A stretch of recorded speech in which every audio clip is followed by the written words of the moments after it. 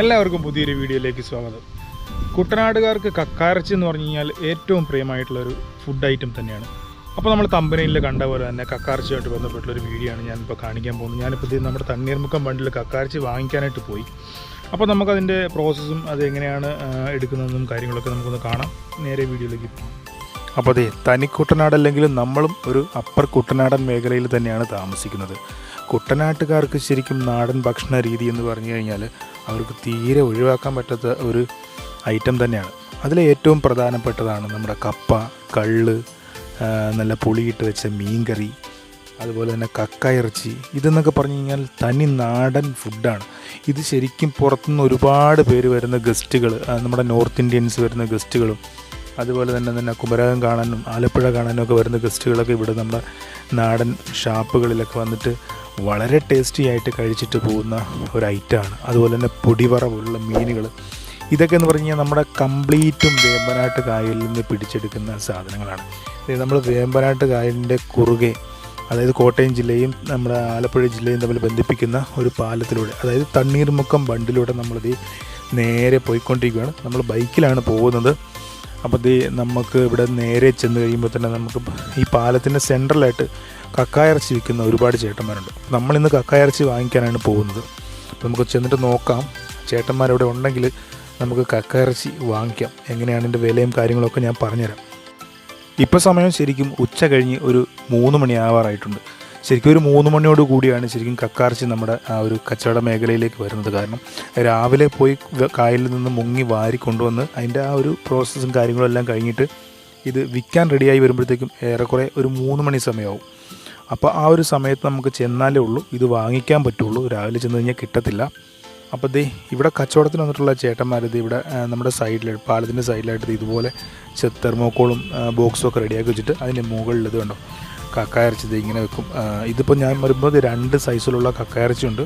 ഇത് വലിപ്പം അനുസരിച്ചാണ് ഇതിൻ്റെ വില വരുന്നത്.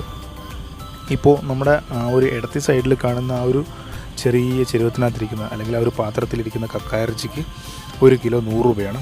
അതിനിപ്പുറത്തിരിക്കുന്നത് കുറച്ചുകൂടെ അതിനേക്കാൾ ഇച്ചിരി വലുതായിട്ടുള്ള ഒരു കക്കായിറച്ചിയാണ്. അപ്പോൾ അത് 1 കിലോ 160 രൂപയാണ്. അപ്പോൾ വില കേട്ടിട്ട് നിങ്ങളൊന്നും വിചാരിക്കേണ്ട കാര്യമില്ല. അത് എടുക്കുന്നത് എങ്ങനെയാണെന്ന് കണ്ടു കഴിഞ്ഞാൽ തീർച്ചയായിട്ടും ഈ വിലയൊന്നും ഒരു വിലയായിട്ട് നമുക്ക് തോന്നിയില്ല. ഓരോരുത്തരുടെ ഇഷ്ടം അനുസരിച്ച് വാങ്ങാം കേട്ടോ. അതിനനുസരിച്ച് വില അങ്ങോട്ടും ഇങ്ങോട്ടും വേരിയേഷനൊക്കെ ഉണ്ടാകും. ചെറുതിന് വില കുറവാണ്, ചെറുതിന് 100 രൂപ വിലയ്ക്കാണ് കൊടുക്കുന്നത്. അപ്പോൾ വിലയിൽ വേരിയേഷനൊക്കെ ഉണ്ടാകും. അതിലൊന്നും കാര്യം വിചാരിക്കേണ്ട. കാര്യം നമ്മളത് എങ്ങനെയാണത് എടുക്കുന്നതെന്ന് പറഞ്ഞു കഴിഞ്ഞാൽ നമുക്ക് അത്രത്തോളം റിസ്ക് ഉണ്ട്. അതിൻ്റേതായിട്ടുള്ള വില അതിൽ വരുന്നുണ്ട്. നമുക്കങ്ങനെ ഒരു ഓവർ വിലയായിട്ട് അങ്ങനെ തോന്നിയിട്ടില്ല. പ്രത്യേകിച്ച് നാടൻ മീനുകൾക്കും നാടൻ ചെറിയ ഇതുപോലുള്ള കക്കായിറച്ചി, ഞണ്ട്, കൊഞ്ച്, കരിമീൻ അങ്ങനെയുള്ള സാധനങ്ങൾക്കൊക്കെ നമ്മുടെ ഈ ഒരു ലൊക്കേഷനിൽ ശരിക്കും നല്ല വിലയുള്ള ഏരിയ തന്നെയാണ്. അങ്ങനെ വെച്ച് നോക്കുമ്പോൾ കക്കായിറച്ചിയുടെ ഈ ഒരു 160 രൂപ വില എന്ന് പറയുന്നത് ഒരു വലിയ വിലയായിട്ട് തോന്നുന്നില്ല. അപ്പോൾ നിങ്ങൾ തീർച്ചയായിട്ടും ഈ റൂട്ട് സഞ്ചരിക്കുകയാണെന്നുണ്ടെങ്കിൽ ഈ ഒരു സാധനം വാങ്ങിച്ച് ട്രൈ ചെയ്ത് നോക്കിക്കോളൂ. കഴിക്കാത്തവരാണെന്നുണ്ടെങ്കിൽ ട്രൈ ചെയ്ത് നോക്കിക്കോളൂ. ഒരു അടിപൊളി ഐറ്റമാണ്. ദൈവത്തൊക്കെ വിചാരിച്ച് ആ ചേട്ടൻ എൻ്റെ കയ്യിൽ നിന്ന് കാശ് വാങ്ങിച്ചു കേട്ടോ. വേറൊന്നുമല്ല, ആ ചേട്ടൻ്റെ ഫസ്റ്റ് കച്ചവടമാണ്. അപ്പോൾ നമ്മളിത് ചെന്ന് പുള്ളി അതെല്ലാം റെഡിയാക്കി വെച്ചതേ ഉള്ളൂ. നമ്മൾ അപ്പോൾ 1 കിലോ വാങ്ങിച്ചു. നമ്മൾ അതിൽ ആ വലിയ സൈസ് 1 കിലോ വാങ്ങിച്ചിട്ടുണ്ട്. ചെറിയ സൈസ് തീരെ പൊടിയാണ്, അപ്പോൾ അതുകൊണ്ട് അത് വാങ്ങിച്ചില്ല. അപ്പോൾ നമ്മൾ സാധനം വാങ്ങിച്ചു, ചേട്ടന് പൈസ കൊടുത്ത് നമ്മളിനി തിരിച്ച് പോകുവാണ്. വൈകുന്നേരം ഒരു 4 മണി കഴിഞ്ഞാൽ തണ്ണീർമുക്കം ഈ ഒരു ബണ്ടിൻ്റെ ഇരു സൈഡുകളിലുമായിട്ട് നിരവധി സഞ്ചാരികൾ വന്നു പോകാറുണ്ട്. നല്ല ഭംഗിയുള്ള കാഴ്ചകളാണ്. ഈവനിങ് ആയിക്കഴിഞ്ഞാൽ 2 സൈഡുകളിലും ഒരുപാട് ആൾക്കാർ ഫോട്ടോ എടുക്കാനും ഒക്കെ ആയിട്ട് കാണാം. ചൂണ്ടയിടാനും മീൻ പിടിക്കാനും ഒക്കെ ആയിട്ട് നല്ല തിരക്കുള്ളൊരു ഏരിയ തന്നെയാണ്. വേമ്പനാട്ട് കായലിൻ്റെ ഇരു സൈഡിലും താമസിക്കുന്ന ആൾക്കാർ ഈ കായലുമായിട്ട് ബന്ധപ്പെട്ടാണ് ശരിക്കും ജീവിക്കുന്നത്. അവരുടെ ജീവിത മാർഗ്ഗം എന്ന് പറയുന്നത് തന്നെ ഒരു പക്ഷേ ഈ കായലാണ്. ഇവിടെ നിന്ന് കിട്ടുന്ന ഒരു ചെറിയ വരുമാനം കൊണ്ട് അവർ വീട് നോക്കി ജീവിക്കുന്ന ആൾക്കാരാണ് ഭൂരിഭാഗവും. ഇത് ശരിക്കും വാരിയെടുക്കുന്നത് ഈ ചേട്ടന്മാർ തന്നെയാണ് കേട്ടോ. അവരുടെ വള്ളത്തിൽ പോയിട്ട് മുങ്ങിയാണ് വാരിയെടുക്കുന്നത്. മണ്ണിനടിയിൽ നിന്ന് വാരിയെടുത്ത് അവർ വള്ളം നിറച്ചിട്ട് വള്ളം കൊണ്ടുവന്ന് അവർ കരയ്ക്ക് കൊണ്ടുവന്നിട്ട് അവരുടെ കക്ക പുഴുങ്ങുന്ന സ്ഥലമുണ്ട്.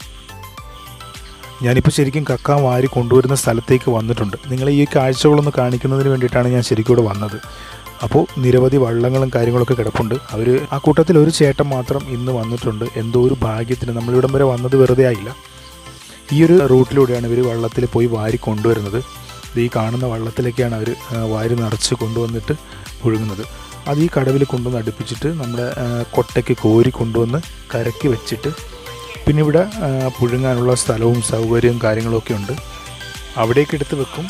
പിന്നീടാണ് ബാക്കി കാര്യങ്ങളൊക്കെ ചെയ്യുന്നത്.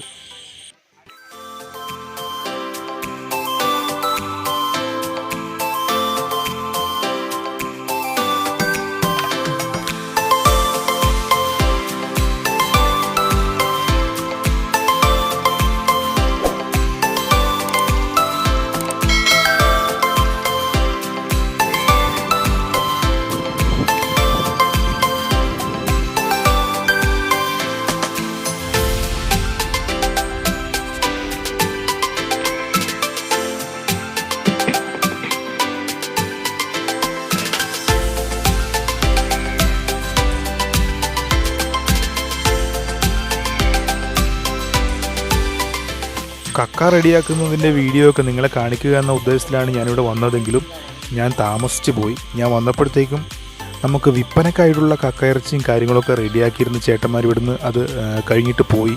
ഇപ്പോൾ ഒരു ചേട്ടൻ ഇവിടെ ചെയ്തുകൊണ്ടിരിക്കുന്നുണ്ട്. അത് ശരിക്കും നമ്മുടെ കക്ക തീരെ പൊടിയായിട്ടുള്ള കക്കയാണ്. അതുകൊണ്ട് തന്നെ നമുക്കത് വിൽപ്പനയ്ക്ക് വെക്കുന്നതല്ല.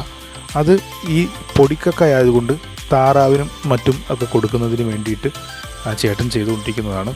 അപ്പോൾ അതിൻ്റെ വീഡിയോസ് ഞാൻ നിങ്ങൾക്ക് കാണിച്ചു തരാം. ഇതേ സെയിം പ്രോസസ്സ് തന്നെയാണ് നമുക്ക് നോർമൽ കക്കായ്ക്കും ചെയ്യുന്നത്. ഇത് ആ കാണുന്ന ചെമ്പിൽ കൊണ്ടുവന്ന കക്ക ഫുള്ള് നമ്മൾ അടുക്കി കൂട്ടി വെച്ചിട്ട് അത് വെള്ളം ഒഴിച്ചിട്ട് ശരിക്കും നന്നായിട്ട് തീയിൽ പുഴുങ്ങുകയാണ് ചെയ്യുന്നത്. നല്ല രീതിയിൽ പുഴുങ്ങിയെടുക്കുകയാണ് ചെയ്യുന്നത്. നല്ല സമയമെടുക്കും. അതിനുശേഷം എന്ത് ഈ പച്ച നെറ്റടിച്ചിട്ടുള്ള ഈ ഒരു റിങ്ങിനകത്തേക്ക് കോരി ഇടുകയാണ് ചെയ്യുന്നത്. അത് ആ ചൂടോട് കൂടി തന്നെ കോരി ഇടുന്നു. അതിനുശേഷം അത് ഈ ചേട്ടൻ കാണിക്കുന്ന പോലെ തന്നെ ഇങ്ങനെ കറക്കി കൊടുക്കുകയാണ്. കറക്കി കൊടുക്കുമ്പോൾ നന്നായിട്ട് വെന്തിട്ടുള്ള കക്ക ആയതുകൊണ്ട് അതിൻ്റെ ആ ഒരു ലെയർ പൊട്ടിയിട്ട് വിടർന്ന് അതിനകത്തുനിന്ന് ഇറച്ചി ആ നെറ്റിലൂടെ നേരെ താഴെ വീഴും. അവിടെ നിന്ന് കളക്ട് ചെയ്തിട്ടാണ് നമുക്ക് കൊണ്ടുവരുന്നത്. കക്കാർച്ച റെഡിയാക്കുന്നതിൽ ഏറ്റവും ബുദ്ധിമുട്ടെന്ന് പറയുന്നത് വാരിയെടുക്കുക എന്ന് തന്നെയാണ്. കാര്യം ഇത്രയും വെള്ളത്തിനടിയിൽ ചെന്നിട്ട് വേണം അത് വാരിയെടുക്കാനായിട്ട്. നല്ല റിസ്ക്കുള്ളൊരു പരിപാടിയാണ്. അപ്പോൾ നമുക്ക് ഇതെല്ലാം കഴിഞ്ഞിട്ടാണ് ഇത്രയും കാര്യങ്ങൾ ചെയ്യുന്നത്. ഇതെല്ലാം കഴിഞ്ഞിട്ടാണ് നമുക്ക് ശരിക്കും കക്കാർച്ചി വിൽപ്പന എന്ന രീതിയിലേക്ക് എത്തുന്നത്. അപ്പോൾ ഇത് നിങ്ങളീ കാണുന്നത് തന്നെയാണ് നമ്മൾ കക്കാർച്ചി റെഡിയാക്കുന്നതിൻ്റെ പ്രോസസ്സും കാര്യങ്ങളൊക്കെ. അപ്പം നിങ്ങൾ ഇതുവരെ കണ്ടിട്ടില്ലാത്ത ആൾക്കാരാണെന്നുണ്ടെങ്കിൽ തീർച്ചയായിട്ടും നിങ്ങൾക്കിത് ഒരു പുതിയ അനുഭവം തന്നെയായിരിക്കും. അപ്പോൾ ഈ റൂട്ടിൽ സഞ്ചരിക്കുന്ന ആൾക്കാരുണ്ടെങ്കിൽ തീർച്ചയായിട്ടും ഈ ഒരു ഐറ്റം ഒന്ന് വാങ്ങിച്ച് ട്രൈ ചെയ്തോളൂ. കിടുക്കനൊരു ഐറ്റമാണ്. അപ്പോൾ നമ്മുടെ വീഡിയോ കണ്ടുകൊണ്ടിരിക്കുന്ന എല്ലാവരോടും വ്യത്യസ്തമായിട്ടുള്ള ഒരുപാട് കാഴ്ചകളും കാര്യങ്ങളൊക്കെ നമ്മുടെ ഈ ഒരു ചാനലിലൂടെ ഇനി തീർച്ചയായിട്ടും നമ്മൾ അപ്ലോഡ് ചെയ്യുന്നതായിരിക്കും. അപ്പോൾ വീഡിയോ ഇഷ്ടമാകുകയാണെന്നുണ്ടെങ്കിൽ തീർച്ചയായിട്ടും ഒരു ലൈക്ക് ചെയ്യാൻ മറക്കരുത്. നിങ്ങളുടെ അഭിപ്രായങ്ങൾ എന്താണെന്നുണ്ടെങ്കിൽ തീർച്ചയായിട്ടും കമൻറ്റ് ചെയ്യാനും മറക്കരുത്. കൂടാതെ സബ്സ്ക്രൈബ് ചെയ്യാത്തവർ കാണുന്നവരാണെന്നുണ്ടെങ്കിൽ തീർച്ചയായിട്ടും നമ്മുടെ ചാനൽ ഒന്ന് സബ്സ്ക്രൈബ് ചെയ്ത് സപ്പോർട്ട് ചെയ്യുക. അപ്പോൾ മറ്റൊരു വീഡിയോ ആയിട്ട് കാണുന്നവരെ എല്ലാവർക്കും ബൈ.